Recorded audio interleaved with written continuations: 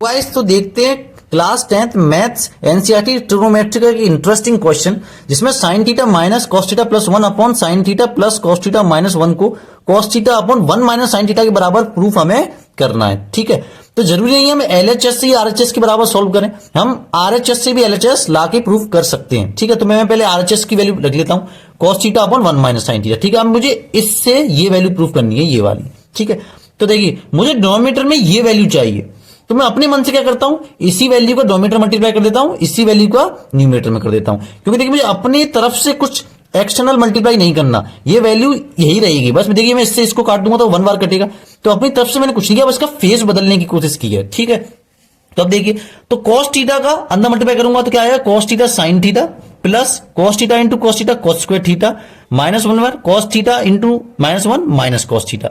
नीचे वाली वैल्यूज का इसमें एज इट इज मल्टीप्लाई करके लिख देना है, ये मल्टीप्लाई नहीं करना क्योंकि मुझे डिनोमिनेटर में ये चाहिए, इससे मुझे कोई भी छिड़खानी नहीं करनी है। ठीक है, अब क्या करना है, देखिए कॉस थीटा वाले टर्म को मैं पहले लिख लेता हूं, ये इन दोनों टर्म में से, इस टर्म में से और देखिए इस टर्म में से, दोनों में से क्या कॉमन आ गया, कॉस थीटा कॉमन आ गया, तो अंदर क्या बचेगा, साइन थीटा माइनस 1। ठीक है, और नीचे इसको एज इट इज लिख देना है। ठीक है, नीचे इसको एज इट इज लिख देना है।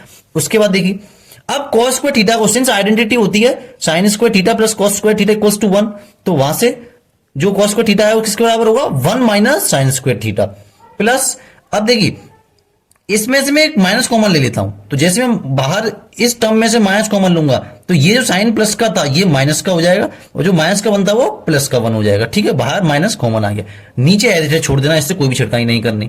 ठीक है, अब देखिए ये कैसे हो सकता है, देखिए 1 माइनस साइन स्क्वायर थीटा, तो उसको मैं ऐसे लिख सकता हूं 1 का स्क्वायर माइनस साइन थीटा का स्क्वायर, जो 1 का स्क्वायर तो 1 ही होता है, और इसको प्लस माइनस माइनस करके एज इट इज आ गया। ठीक है, अब नीचे वाली वैल्यू भी एज इट इज रहने देनी, उससे तो कोई छिड़कानी नहीं करनी।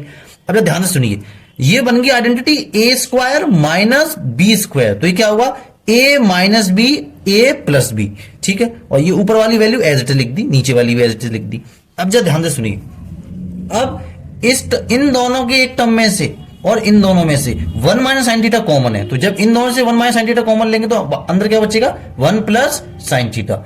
इन दोनों से 1 माइनस साइन थीटा कॉमन लेंगे तो अंदर क्या बचेगा, माइनस का कॉस थीटा। ठीक है, और नीचे एज इट इज वैल्यू लिख देनी, उससे कोई छिड़कानी नहीं करनी। अब देखिए अपने आप इससे ये वैल्यू कट गई, अब क्या आंसर बचा, 1 plus sine theta minus cos theta upon sine theta plus cos theta minus 1।